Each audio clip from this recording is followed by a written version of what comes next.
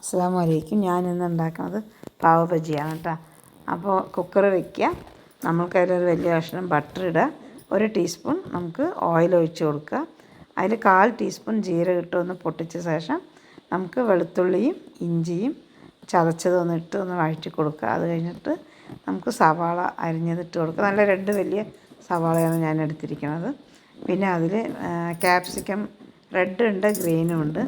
അതൊന്ന് ഇട്ടിട്ട് നന്നായിട്ടൊന്ന് വഴറ്റി കൊടുക്കുക. അതിൽ നമുക്ക് കൊറിയാണ്ടർ ലീവ്സ്, പൊട്ടാറ്റോ പീസാക്കിയത്, പിന്നെ green peas, radish, green chilli എല്ലാം ഇട്ടിട്ട് നന്നായിട്ടൊന്ന് വഴറ്റിയെടുക്കുക. അതൊന്ന് വഴന്ന് വരുമ്പോൾ നമുക്ക് ആവശ്യത്തിനുള്ള ഉപ്പിട്ട് കൊടുക്കുക. ആ ഉപ്പിട്ടിട്ട് നന്നായിട്ടൊന്ന് വഴറ്റിയെടുക്കണം. അത് വഴന്ന് അതൊരു പച്ചമണമൊക്കെ പോയി കിട്ടുമ്പോൾ 3 ടീസ്പൂൺ ഈ പാവ് ബജി മസാല ഇടുക.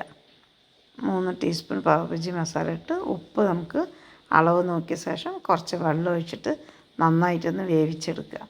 ആ വെന്ത് കഴിയുമ്പോൾ നന്നായിട്ടൊന്ന് സ്മാഷ് ചെയ്യണം. സ്മാഷ് ചെയ്ത് നമുക്ക് അവിടെ വെച്ചിട്ട് ഇതിൽ 2 തക്കാളിയും കൂടെ ചേർക്കണം കേട്ടോ, ഞാൻ പറയാൻ വിട്ടുപോയതാണ്. അപ്പോൾ നമുക്കിത് കുക്കർ അടച്ച് വെച്ചിട്ട് വേവിച്ചെടുക്കുക.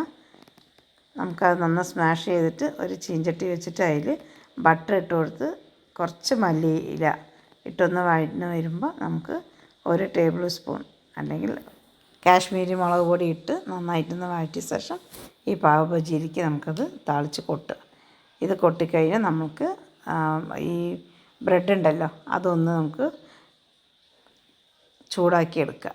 കുറച്ച് ബട്ടർ തേച്ചിട്ട് അതൊന്ന് തിരിച്ചും മറിച്ചും നന്നായിട്ട് ചൂടാക്കി എടുത്തിട്ട് നമുക്കിത് പാത്രത്തിലിട്ട് വിളമ്പാം. കുട്ടികൾക്ക് നമുക്ക് സ്വാദിഷ്ടമായ പാവ് ബജി ഉണ്ടാക്കി കൊടുക്കുക.